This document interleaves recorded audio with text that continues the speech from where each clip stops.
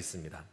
이에 일어나서 아버지께로 돌아가니라. 아직도 거리가 먼데 아버지가 그를 보고 측은히 여겨 달려가 목을 안고 입을 맞추니 아들이 이르되 아버지, 내가 하늘과 아버지께 죄를 지었사오니 지금부터는 아버지의 아들이라 일컬음을 감당하지 못하겠나이다 하나, 아버지는 종들에게 이르되 제일 좋은 옷을 내어다가 입히고 손에 가락지를 끼우고 발에 신을 신기라. 그리고 살찐 송아지를 끌어다가 잡으라. 우리가 먹고 즐기자. 다 같이. 이 내 아들은 죽었다가 다시 살아났으며 내가 잃었다가 다시 얻었노라 하니 그들이 즐거워하더라. 아멘. 할렐루야. 할렐루야. 아멘. 주님을 찬양합니다. 우리 오늘 마더스데이잖아요. 마더스데이.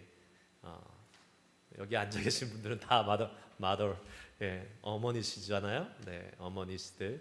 우리 어머니 되신 모든 분들 다시 한번 축복하고요. 어머니라는 그 존재 자체로 여러분들을 축복받으시고 존경받으실 가치와 자격이 있으신 분인 줄 믿습니다. 여러분들 축복합니다. 우리 형제님들이, 남자분들이 우리 어머님들, 아내, 어머니 축복해 주시기 바랍니다. 축복합니다. 형제님들이, 예, 자매님들은 그냥 받으세요. 우리 어머니들은. 네. 근데 오늘은 동시에 어버이주일이에요. 어버이주일. 미국에서는 마더스데이에서 어머니의 포커스가 맞춰져 있지만 한국 전통에 있는 한국 교회들은 오늘은 어버이주일입니다. 그렇죠? 그래서 아버님들 수지 맞으셨습니다. 덕분에 같이 얹어갑니다. 아버님들. 미국은 원래 그렇잖아요. 아버지 날 있는 거 아세요? 파더스데이 있어요, 여러분. 아무도 모르시죠? 잘 있습니다. 근데 아무도 레코그나이즈 안 해요. 불쌍해요, 우리 아버지들. 오늘이라도 우리 아버님들 정말 축복합니다. 할렐루야. 건강하시고 여성 상위 시대에 우리 아버님들 기 펴시고 좀 더 성령 충만하게 남은 여생 건강하시게 살 수 있기를 주의 이름으로 축복합니다. 아멘. 자, 세상 사람들이요, 우리 기독교에 대해서 오해하는 것 중에 하나가 있습니다. 기독교는 효를 몰라, 불효자들이야, 이렇게 얘기합니다. 왜 그럴까요? 왜요? 효도를 안 해서 그럴까요? 아니에요. 일단 한국의 문화에 그 전통에 딱 배제되는 게 하나 있습니다. 뭡니까? 제사 안 지내요. 기독교인들은 제사 지내지 않습니다. 그래서 제사 지내지 않는 기독교인들을 보면서 아유, 저 불효 막심한 것들, 부모 제사도 안 챙겨주는 저런 불효자식들 하고 비판을 합니다. 어떻게 부모 조상들 제사도 안 지나는 자식들을 효자라고 할 수 있어? 여러분, 하지만 우리 기독교는 세상의 그 어떠한 종교보다도 더 효를 중요시 여기는 종교입니다. 그렇죠? 예, 맞아요. 오죽했으면 10계명에서 하나님께서 10계명이 10개 계명이 있는데 첫 번째 4개 계명은 하나님에 관한 것이고 나머지 6개 계명은 사람에 관한 거잖아요. 그런데 그 첫 번째 사람에 관한 계명 중에 첫 번째가 뭡니까? 내 부모를 공경하라. 맞습니다. 예, 잘 아시네요. 출애굽기 20장 21절 한번 읽어볼까요? 20장 12절 읽습니다. 시작. 내 부모를 공경하라. 그리하면 내 하나님 여호와가 내게 준 땅에서 내 생명이 길리라. 아멘. 누가 기독교가 불효의 종교라 그랬어요? 누가? 성경은 우리의 인간관계를 이야기하면서 제일 먼저 근본적이고 반드시 지켜야 할 것으로 부모를 공경하라고 말씀하고 있습니다. 그런데 아시죠, 여러분? 이 부모를 공경하라, 이 계명은 시한부 계명인 거 아시죠? 평생 지킬 수 있는 계명이 아닙니다. 부모가 살아계실 동안만 지킬 수 있는 계명이에요. 그렇죠? 시한부 계명이에요, 이거는. 그래서 이 명령은 부모가 살아계실 때만 지킬 수 있기 때문에 더 중요한 계명인 것입니다. 부모님이 살아계실 때 효도하는 것이 진정한 효도지, 돌아가시고 난 다음에 아무리 제사 잘 지내봤자 그게 그게 부모님한테 무슨 이득이 있어요? 아무 이득도 없지. 자기 위안하는 거예요. 평상시 불효했던 사람들이 제사 잘 지내면서 아유 내가 생전에 잘 못했는 거 이렇게라도 해야지. 부모하고는 아무 상관없는 겁니다. 그거는. 그렇죠. 살아계실 때 잘하는 게 진정한 효도지.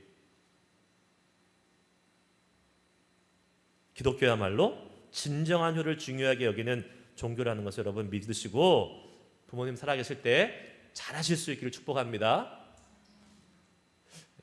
여러분들은 별로 해당 사항이 없으신가요? 저만 잘하면 되겠죠? 네.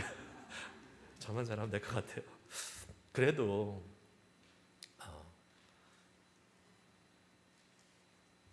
부모님께 잘하는 것이 주님의 뜻이고 명령입니다. 그러시더라고요. 우리 권사님들이 아유 효도하려고 했더니 효도할 분이 안 계셔. 예.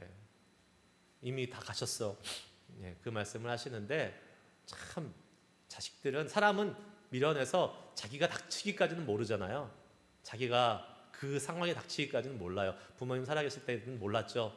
돌아가시면 아유 진작 효도할 거라는 그런 마음이 우리 속에 들지 않도록 예, 뭐 우리는 또 그러겠지만 그래도 계속 리마인드하고 더 부모님을 공경할 수 있는 우리들이 될 수 있기를 원합니다. 오늘 제목이 뭡니까? 한번 읽어볼까요? 탕부 하나님. 이상하죠? 탕자여야 되는데 탕부 하나님, the prodigal father. 야,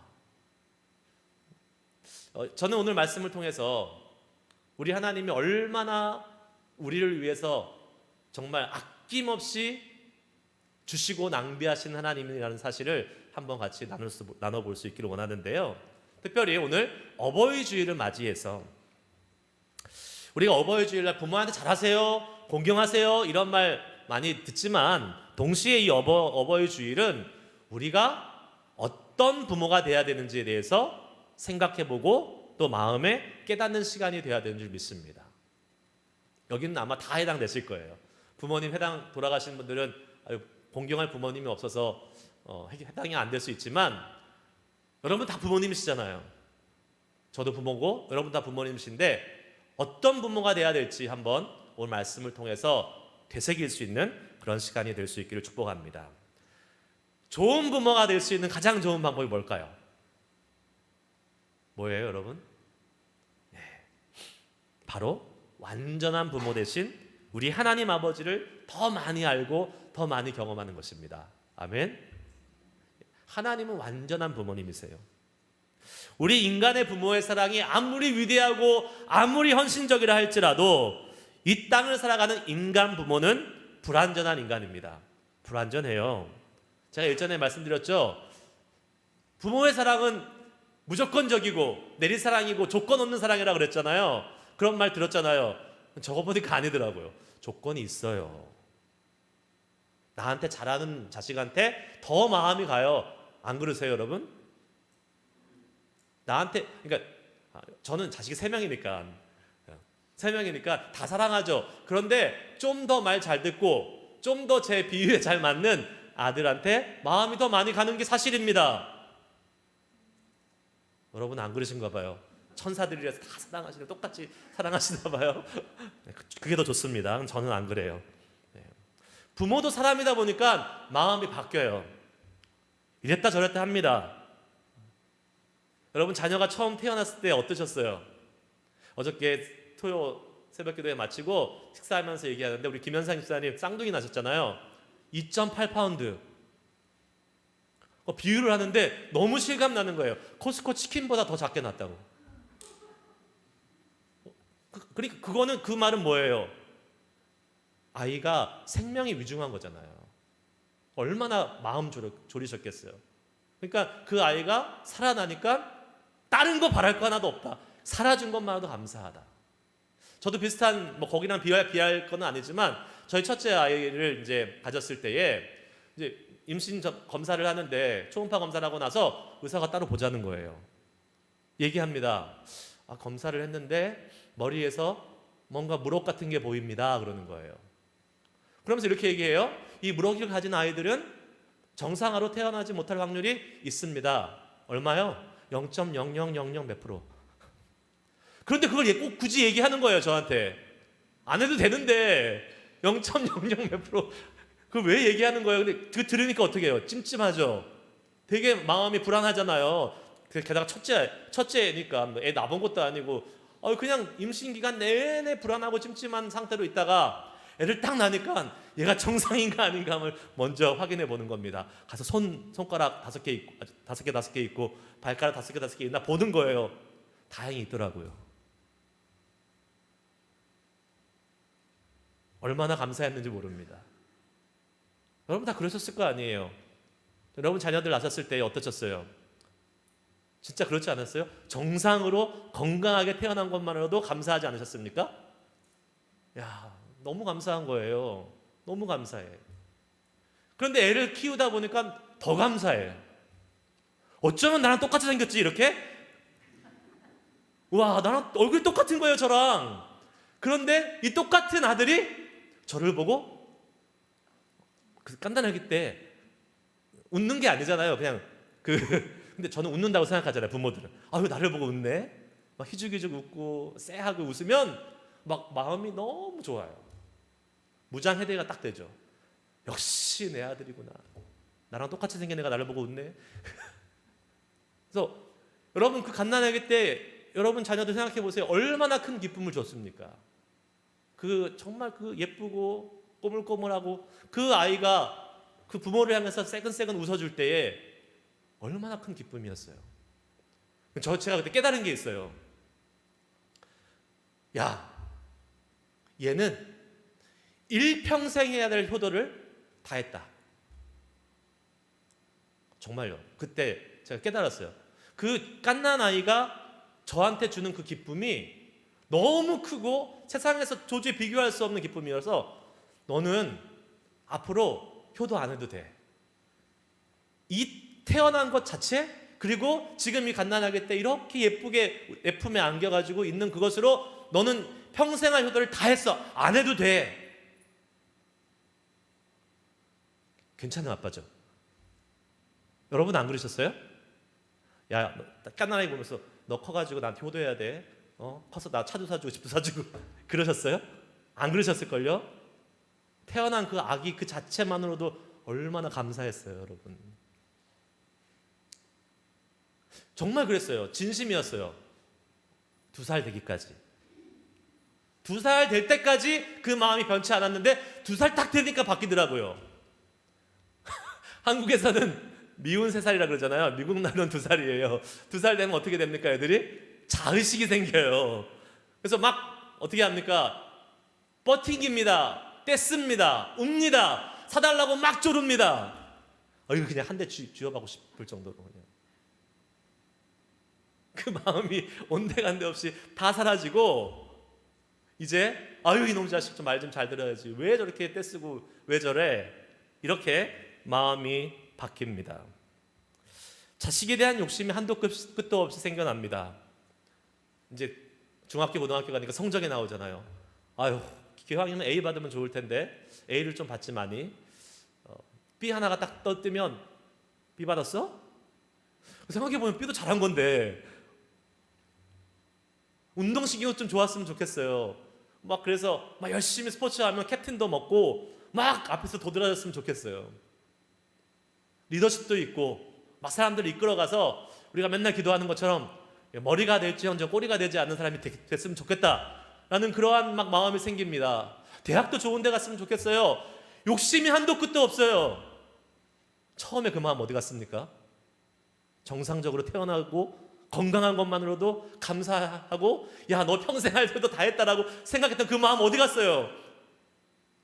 저만 그럽니까? 왜 여러분들은 아무도 안 그런 것처럼 그냥 고개라도 끄덕여 주셔야지 제가 덜 민망하죠.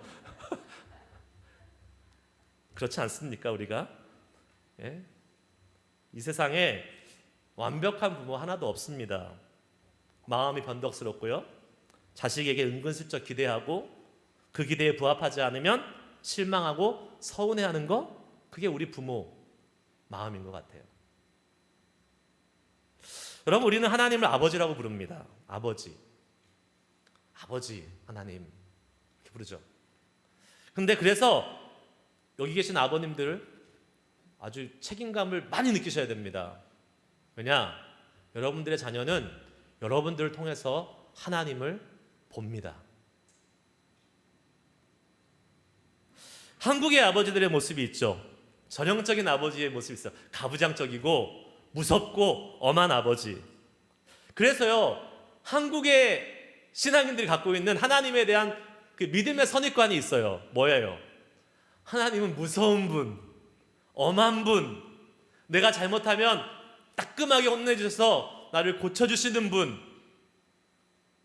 이러한 선입견이 한국 크리스찬들에게 많이 있지 않습니까? 저도 그래요. 저도 한국 아버지잖아요. 어쩔 수 없어요. 저도 애들한테 엄청 엄하게 합니다. 여러분, 제가 사랑스러운 아버지일 것 같죠? 사랑스럽기도 하지만 저는 엄할 때는 눈물 쏙 빼게 혼냅니다. 제가 옛날에 얘기했잖아요. 저는 심지어 회초리도 든다고. 미국에서 안 걸리기 위해서 자국 안 났는 데만 골라서 회초리를 든다고 말씀드렸잖아요.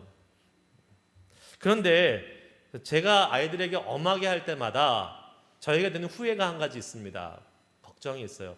나 때문에 우리 아이들이 하나님을 어려운 분, 무서운 분으로만 생각하면 어쩌나라는 그러한 걱정이 있더라고요. 그래서 한국 기독교인들은 하나님을 좀 어렵게 생각해요. 무섭게 생각해요. 근데 하나님은 어렵고 무서운 분이셔야 되죠. 근데 그런 면만 있는 게 아니시잖아요. 우리 하나님이 얼마나 사랑스러우시고 얼마나 우리에게 좋은 것을 막 그냥 부어주시기 원하시는 그러한 하나님 아니세요? 성경은 하나님이 우리를 사랑하셔서 우리에게 어떻게 해서라도 좋은 것을 주고자 하시는 분이라고 말씀하고 있습니다. 믿으십니까? 히브리서 11장 6절 말씀 같이 한번 읽어보겠습니다. 시작. 믿음이 없이는 하나님을 기쁘시게 못하나니 하나님께 나아가는 자는 반드시 그가 계신 것과 또한 그가 자기를 찾는 자들에게 상 주시는 이심을 믿어야 할지니라. 아멘. 하나님은 어떤 분이라고요? 자기를 찾는 자들에게 뭐 주신다고요? 상 주시는 이심을 믿어야 할지니라. 하나님 맨날 회초리 들고 맨날 잘못한 거 지적하시고 이러한 분이 아니시고 아버지를 찾는 자들에게 뭐 준다고요? 상 주신다는 거. 상 받는 건 좋은 것입니다. 상을 받아보셨어야 알지. 상 받아보신 분들이 한번 얘기해 주세요. 상 받는 거 좋은 거야. 상 받는 거 좋은 겁니다. 여러분 기분 좋아요. 상 받으면. 심지어 개근상이라도 받아도 기분 좋더라고요. 졸업할 때. 우등상은 못 받아도. 상 받는 거 좋은 겁니다. 하나님은 우리에게 좋은 것 주시는 분이세요. 할렐루야. 할렐루야. 아멘. 그렇죠. 그 좋은 것을 주시는 분이 누구라고요? 우리 하나님 아버지라는 사실입니다. 하나님 아버지의 마음을 잘 표현한 성경의 본문 중에 하나가 오늘 본문 말씀 누가복음 15장 말씀입니다. 이 누가복음 15장에는 세 가지 비유가 나오잖아요. 어린 양의 비유, 드라크마의 비유 이렇게 나오는데 이 마지막 이 탕자의 비유, 돌아온 아들의 비유에서 하나님이 어떠한 분이신지를 우리는 너무나 잘 알 수 있어요. 왜요? 거기 나오는 아버지가 누구예요? 하나님을 비유하면서 예수님께서 말씀하셨기 때문에 그렇습니다. 하나님.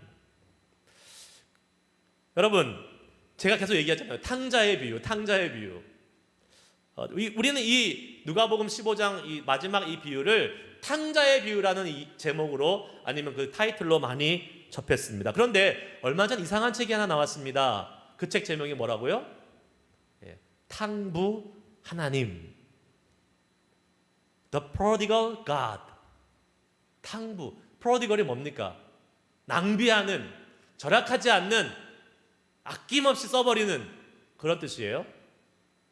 그러니까 탕부 하나님 하면 왠지 하나님을 불경스럽게 얘기하는 것 같고 좀 하나님께 죄송스러운 것 같은데 제목이 그렇게 나왔어요. 책 제목이 The Prodigal God.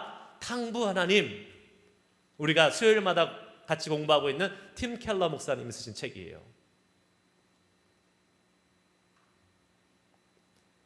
왜 이 목사님은 탕부 하나님이라는 제목을 썼을까요?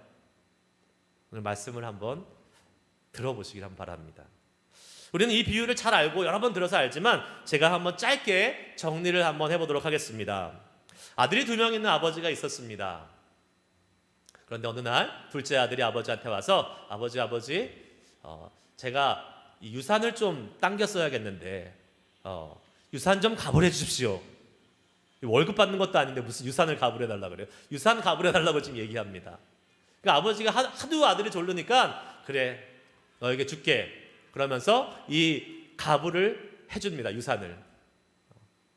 유대 전통에 의해서 장자는 2배 받으니까 둘째 아들이니까 3분의 1을 받겠죠. 3분의 1의 아버지의 재산을 받습니다.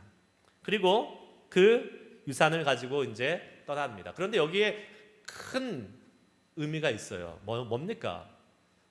당시 지금은 뭐 그런 사람들 워낙 페르나들이 많아가지고 별거 아닐지 모르겠지만 당시 그 고대 전통의 그 엄한 사회에서 아버지의 유산을 아버지가 살았을 때 받는다는 것은 상상할 수도 없는 일이고 설령 받는다 할지라도 그 아버지의 유산을 처분해서 돈으로 바꿔가지고 다른 곳으로 간다는 것은 아주 나쁜 페르나입니다.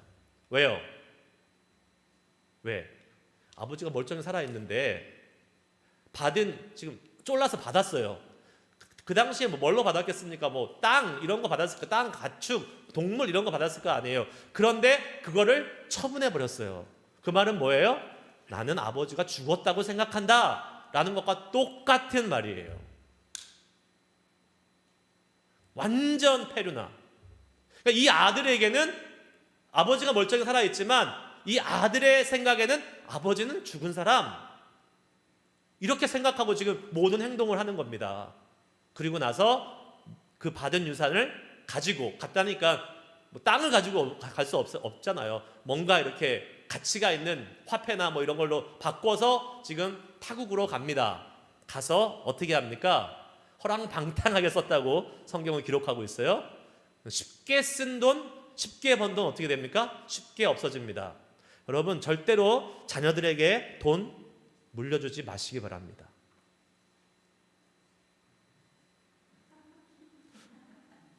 벌써 주셨어요? 어쩌죠? 안타까워서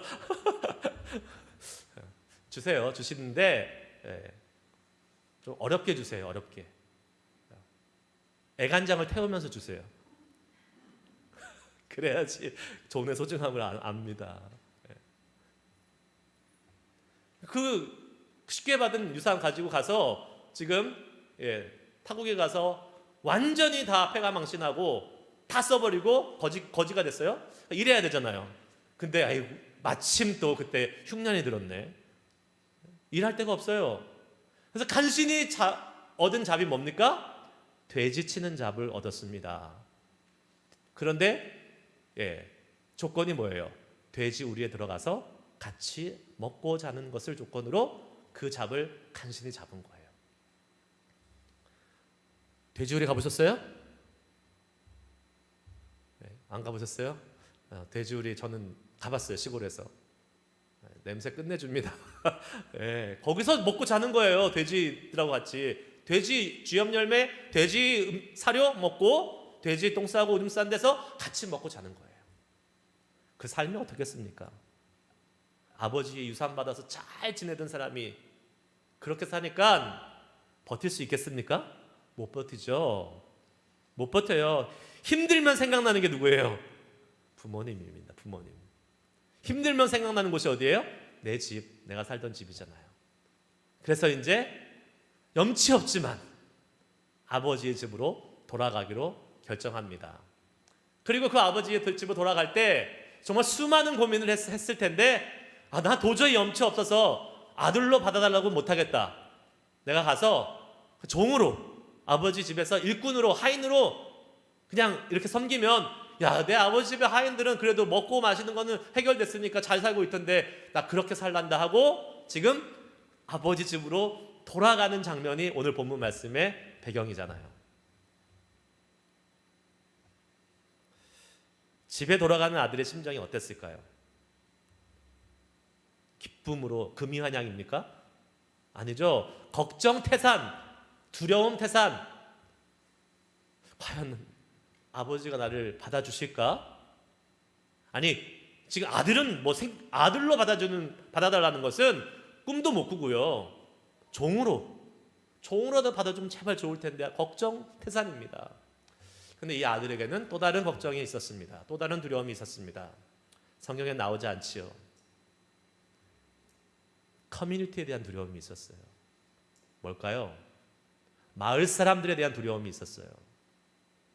여러분, 중동 지역에 가면 지금도 그거 아시죠?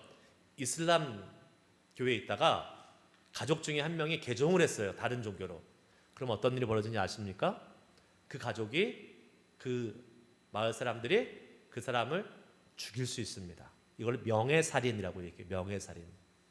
그러니까 그 커뮤니티에 잘못된 일을 하거나 위협이 되는 일을 하거나 폐륜적인 일을 한 사람들은 죽일 수 있어요.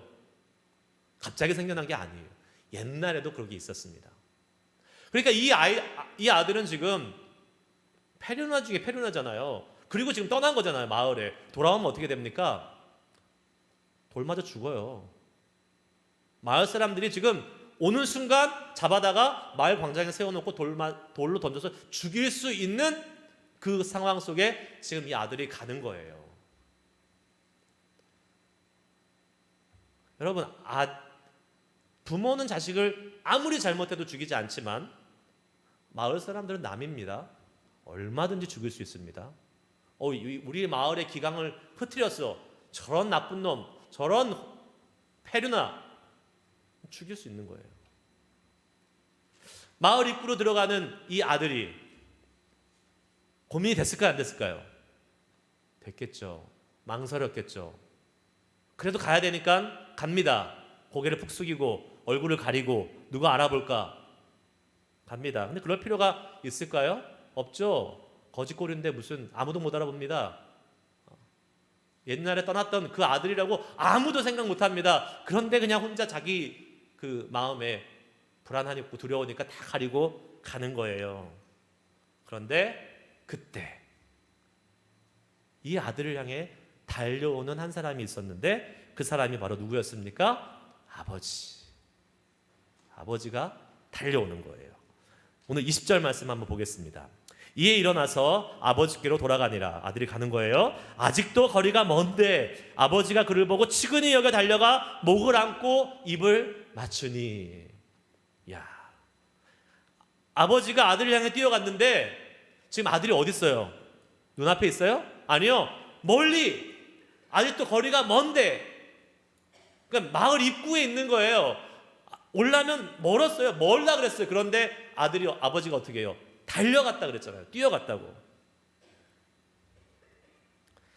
아버지가 마을 입구를 보고 있었다는 것, 아버지가 오매불망 아들을 기다리고 있었다는 것을 의미하는 겁니다. 먼데 거길 쳐다보고 있었으니까 뛰어갔을 거 아니에요. 이 아버지는 매일같이 이 아들이 돌아오는 것을 기대하고 기다리면서 보고 있었던 거지요. 여기에는 뛰어가는 이 아버지의 행동에서 여러분 두 가지의 의미를 발견할 수 있습니다. 첫째는 너무 기쁘다. 내 아들이 돌아와서 너무 기쁘다. 또 하나가 있습니다. 그건 아까 말씀드린 대로 마을 사람들의 분노와 마을 사람들의 심판으로부터 내 아들을 빨리 가서 지켜야겠다. 내가 천천히 걸어가잖아요. 그러면 마을 사람 중에 한 사람이 알아보고 끌고 가서 죽일 수 있다는 거예요. 그러니까 빨리 가서 내 아들을 지켜야겠다라는 그 아들을 지키고 보호하고 싶은 아버지의 마음이 여기 뛰어가는 이 아버지의 마음에 있는 것입니다. 부모는 그런 것이죠. 부모는 그런 것입니다. 아무리 자식이 여러분 몰골이 궁색하고 형편이 없어도 부모는 자식을 금방 알아봅니다. 저희 아들이 그 하이스쿨을 갔더니 하이스쿨 오리엔테이션을 하는데 짐에다가 그 체육관에다가 그 신입생들 수백 명 떼거지로 딱 몰아놓고 막 오리엔테이션 하면서 막 하는 거예요. 근데 부모들 초청해서 이제 보라 그래요. 수백 명 중에 제가 저희 아들을 찾았을까요? 못 찾았을까요? 당연히 찾죠. 너무 쉽게 찾아요. 왜요? 다른 애들은 안 보여. 아니, 저랑 똑같이 생겨서가 아니라 다른 애들은 안 보여요. 왜요? 아무 관심 없으니까. 근데 저희 아들은 보이는 거예요. 왜냐하면 제가 관심 있는 개니까. 딱 보입니다, 그냥. 부모의 눈에는 그런 겁니다. 그 마을에 그 세월 동안, 아들이 떠난 동안 수많은 사람이 지나갔을 거 아니에요. 수많은 사람들이 지나갔는데 그 사람들은 아버지의 눈에 안 들어왔어요. 하지만 아무리 거지 행색을 하고 아무리 몰골리 후질군을 해도 이 아들, 아버지는 단방에 알아보고 뛰어가는 겁니다. 그게 부모입니다. 그리고 우리 아들이 마을 사람들에게 돌 맞을까 봐 내가 대신 돌이라도 맞아줄 각오로 뛰어가는 분이 바로 아버지. 그 아버지가 누구라고요? 우리 하나님이시라고요. 하나님은 그런 부모님이십니다. 그리고 그 아버지는 거짓골로 돌아오는 아들을 위해서 종에게 이렇게 명령합니다. 뭐라고 명령합니까? 한번 22절 말씀 읽어볼게요. 아버지는 종들에게 이르되 제일 좋은 옷을 내어다가 입히고 손에 가락지를 끼우고 발에 신을 신기라. 야, 지금 아들의 몰골을 보세요. 냄새나고 더럽고 홈리스 딱 그 자체 아니겠습니까? 그런데 아버지가 얘기해요. 종에게 제일 좋은 옷을 입혀라. 옷 내어다가 입혀라. 아들 옷 없습니다. 지금 아들 옷은 다 아들이 가져갔거나 버렸겠죠. 이제 없으니까. 제일 옷을 입히라는 말은 무슨 말이에요? 누구 옷이에요? 아버지 옷. 내가 갖고 있는 제일 좋은 옷을 입히라는 거예요. 고대에 여러분 옷이 그 사람의 신분을 상징했잖아요.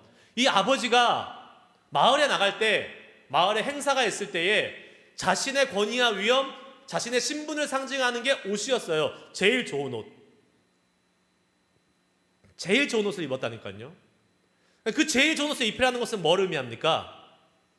이 아들은 이제 내 아들로 완전히 자격이 복귀됐어. 지위가 회복됐어. 내가 아들로 인정했어. 내가 용서했으니까 아무리 그 전에 뭐 폐륜하고 어쩌고 하더라도 마을 사람들 니들 아무도 얘 건들지 마. 내 옷 입고 있는 거 봐. 이렇게 되는 거죠.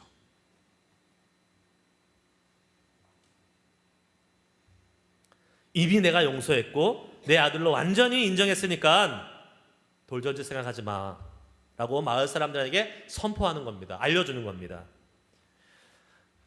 아들이 전혀 상상도 할 수 없는 일이 지금 벌어지고 있는 겁니다. 아버지로부터.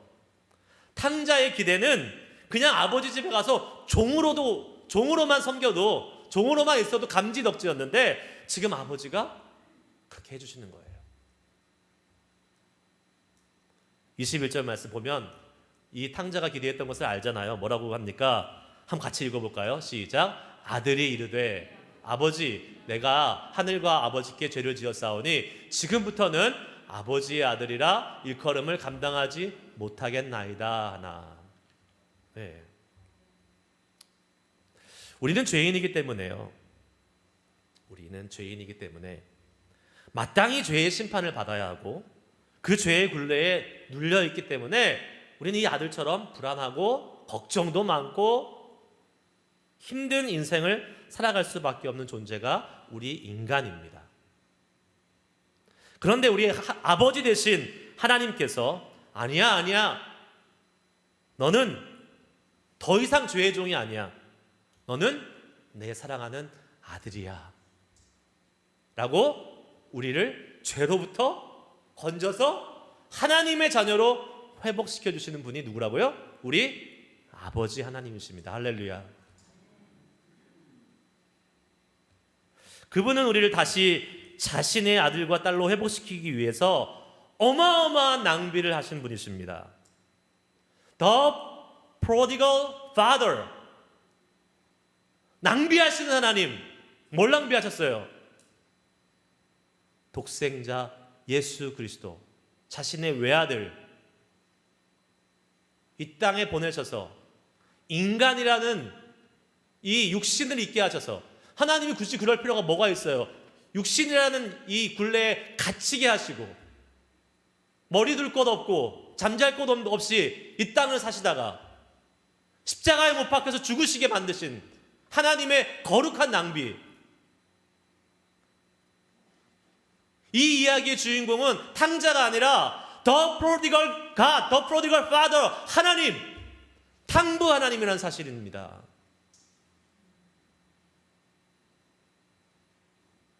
그거 알고 여러분 이 본문 보시고 계세요?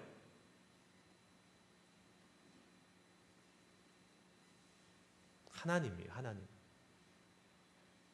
낭비하시는 하나님, 아끼지 않으시는 하나님. 그래서 그 아들을 얻으시는 하나님.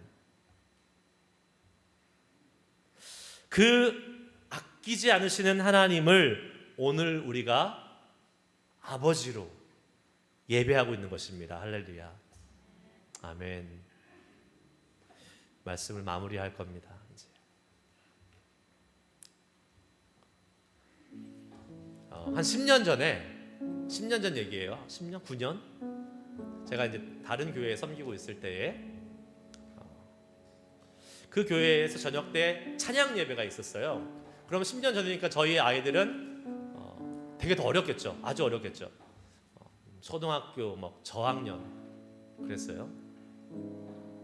예배를 딱 마치고 저희 아이들은 그때 어른 예배니까 애들 게 없으니까 제 사무실에 이렇게 있었습니다. 예배 마치고 제가 사무실로 이렇게 갔는데 저희 둘째 아들이 얼굴이 사색이 돼서 막 파르르 떨면서 있는 거예요. 걔가 좀 감정의 변화가 좀 심하네.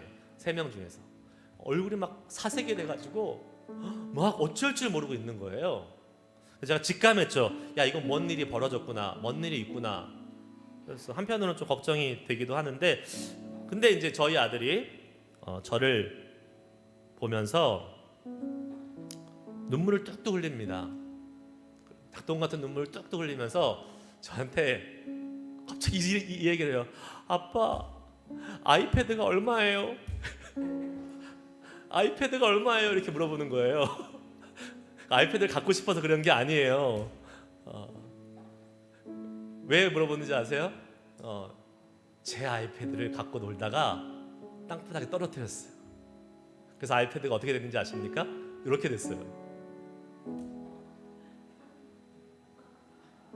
네, 제가 아직도 이걸 갖고 있더라고요. 완전히 박살났잖아요. 이제 내려줬어요. 그때는 이제 지금이야 뭐 아이패드 뭐 누구나 다 쓰자는, 그때는 초창기라서 아이패드 갖기 쉽지 않았어요. 제 재산 목록 1호였어요. 1호. 근데 얘가 그걸 아니까 아빠가 좋아하는 아이패드 땅바닥에 박살냈으니까 이제 두려움과 공포가 몰려오는 거예요. 그러면서 아빠 아이패드가 얼마예요? 이렇게 물어보는 거예요. 아이패드가 얼마예요? 야, 참. 그래도 기특하죠? 그냥 아빠 나 깨트렸어 이렇게 안 하고 아빠 아이패드가 얼마예요? 이렇게 물어보니까 기특한 거죠. 네. 여러분 같으면 이런 일 벌어지면 그 여러분 자식에게 어떻게 대하실 것 같아요? 에이 자식아, 내가 거봐, 왜 허락도 안 받고 마음대로 써가지고 이 사단을 내냐? 이렇게 하시겠죠? 아닌 것처럼 또 하고 계시네. 네. 이렇게 하실 가능성이 높아. 저도 그렇게 할 가능성이 다분히 높은 사람입니다. 그런데 그날은 안 그러더라고요. 왜요? 예배 드리고 왔잖아요. 제가 성령 충만, 은혜 충만하고 왔는데 그런 말이 나올 수가 없죠. 아이패드가 얼마예요? 이렇게 울면서 저한테 물어보길래 제가 어떻게 했는지 아십니까? 괜찮아. 제가 생각해도 제가 너무 멋있는 거예요. 너무 멋있는 아빠인 거야. 와, 내가 이렇게 얘기할 수 있는데 괜찮아. 그거 쉽지 않은 거예요, 여러분. 괜찮아. 그렇게 얘기했어요. 정말 그렇게 진심이었어요. 괜찮아. 하나도 안 아까웠어요. 근데 왜 하나도 안 아까웠을까 제가 곰곰이 생각해 봤는데요. 어떤 생각이 드냐면, 야, 이놈이 이 아이패드를 땅바닥에 떨어뜨리고 얼마나 무서웠을까, 얼마나 공포스러웠을까, 얼마나 그 마음이 안절부절했을까.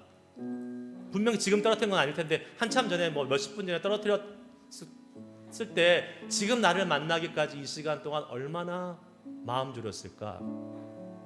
그 생각을 하니까 제가 마음이 오히려 애리고 쓰린 거예요.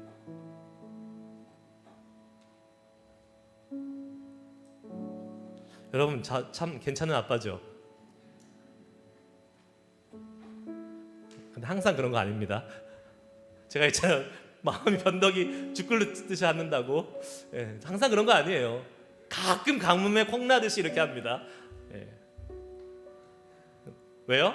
예배 드리고 왔으니까. 그래서 저한테 만약에 뭔가 아쉬운 소리 하실 게 있으면 예배 드리고 저한테 말씀하세요.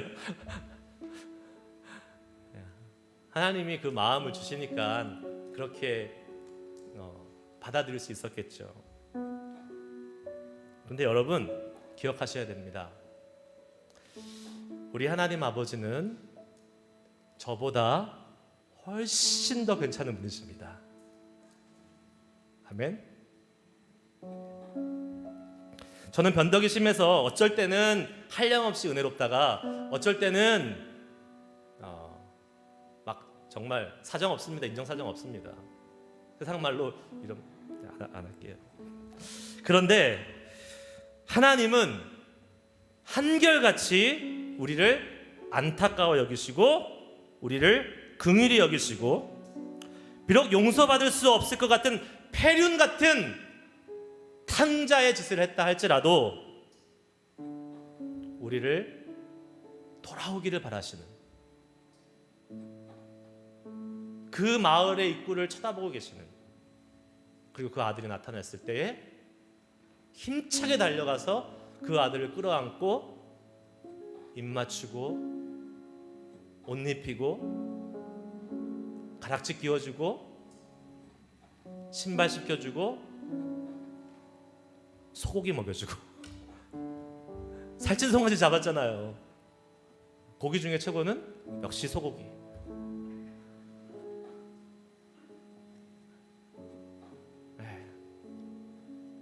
우리 하나님 그런 분이세요.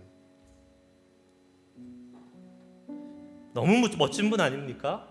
너무 좋은 분 아니에요? 정말 좋으신 분, 정말 좋은 우리 부모님, 아버지 하나님. 그 아버지 앞으로 돌아가기만 하면 우리는 그분의 용서와 그분의 사랑을 경험할 수 있는 것입니다. 할렐루야. 그리고 하나님은 이렇게 성경에서 말했어요. 죄인 하나가 돌아오면 하늘에서 하나님이 어떻게 하신다고요? 기뻐서 어떻게 하신다고요? 춤을 추신다라고. 오늘 저와 여러분이 주님 앞으로 돌아가는 시간이 될 수 있기를 축복합니다. 그래서 아버지 되신 하나님께 기쁨을 선사해 드려서 하나님도 춤 좀 추시게, 어버이날 육신의 부모를 기쁘시게 하는 것 당연히 해야 될 일이고요. 부모님 안 계신 분들은 당연히 우리의 영적인 하나님, 영적인 아버지 되신 하나님을 기쁘시게 하는 효도를 드릴 수 있어야 될 줄 믿습니다. 그것이 우리에게 기대하시는 아버지 하나님의 마음입니다. The prodigal father, 탕부 하나님. 우리를 위해서 아끼지 않고 허비하시고 낭비하시고 부어주시는 하나님, 그 주님이 지금까지 여기까지 우리를 인도하셨고 앞으로도 우리의 삶을 책임져 주실 것입니다. 그 주님 앞에 가기만 하면 돼요. 잠시 떨어져 있던 분들도 다시 가셔서 그 아버지와 허그하고 입 맞추고 그 아버지가 베푸는 잔치를 누릴 수 있는 우리 모두가 될 수 있기를 주의 이름으로 축복합니다. 찬양 하나 하실까요? 방금 우리 예배 전에 불렀던 찬양, 감사하신 하나님, 살아계신 하나님. 정말 하나님 은혜 감사하십니까, 여러분? 네. 그러면 이 찬양을 부를 때에 우리가 세상에서 어머님 은혜 부를 때 맨날 울잖아요. 어머니 은혜만 부르면 눈물이 나, 그렇죠? 근데 하나님의 은혜를 불러도 우리가 눈물을 나와야 돼요. 사실은 정말 감사합니다. 정말 찬양합니다. 주님, 내가 이 땅에서 효도할 부모가 혹시 먼저 하늘나라로 가셔서 안 계시다면 주님께 효도하는 우리들 되게 하여 주시고, 주님께 효도하는 우리들, 이 땅에 살아계신 부모님들이 계시면 그 부모님께 효도하라고 말씀하신 아버지의 말씀을 따라서 효도하고 섬기는 우리들 되게 하여 주시옵소서. 그리고 그렇게 하신 하나님의 은혜에 감사합니다. 지금까지 인도하시고 앞으로도 인도하신 하나님을 찬양합니다. 같이 우리 이 찬양 부르시고 한번 결단하고 기도하도록 하겠습니다.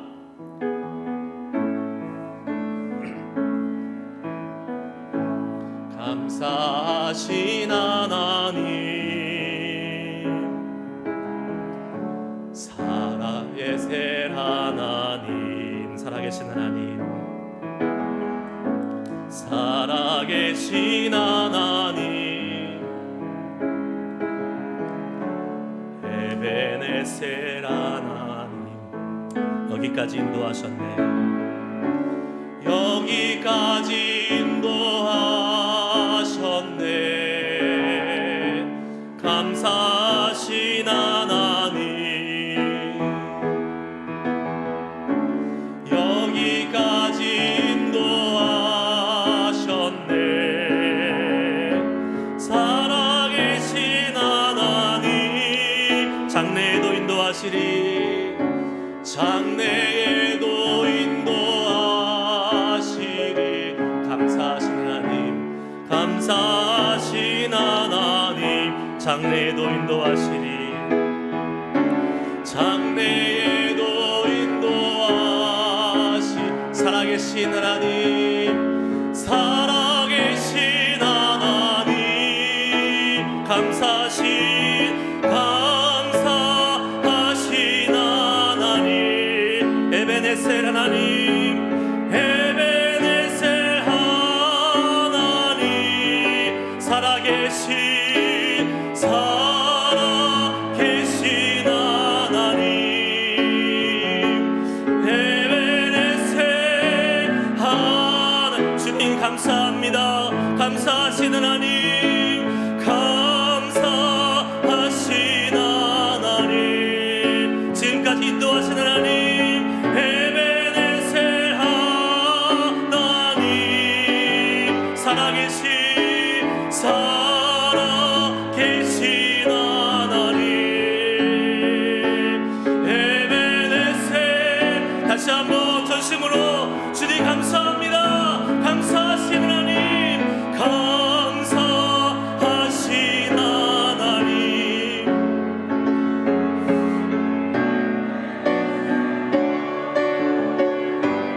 살아계신 하나님.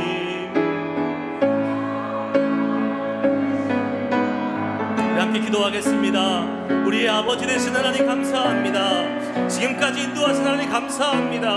우리가 주님 품으로 가겠습니다. 주님이 그토록 고대하시고 기대하시는 하나님 품에 가서 주님과 같이 즐기며 잔치에 참여하며 아버지와 입맞춤하며 하나님의 기쁨이 되는 삶을 살겠습니다. 그리고 하나님이 우리에게 명령하신 우리에게 부모님, 우리의 육신의 부모님에게도 효도하는 자들 되겠습니다. 같이 함께 기도하시겠습니다.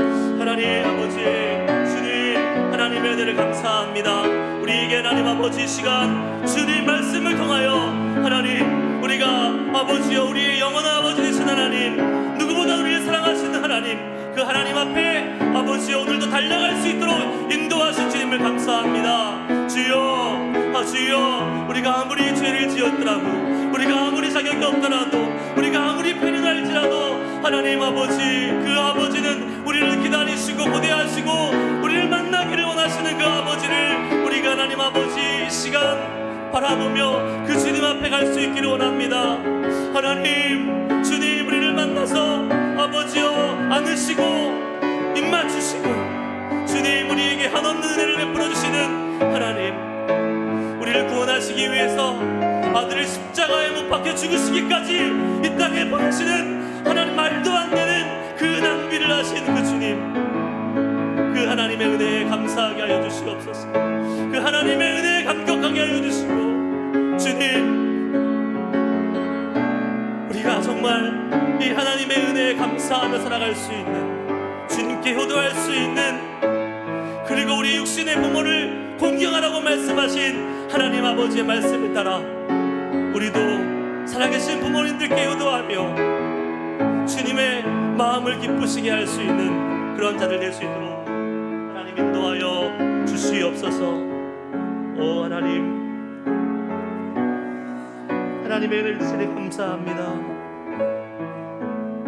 감사하신 하나님, 다 같이 일어나서 찬양하시겠습니다. 에베네셀 하나님, 살아계신 하나님, 살아계신 하나님,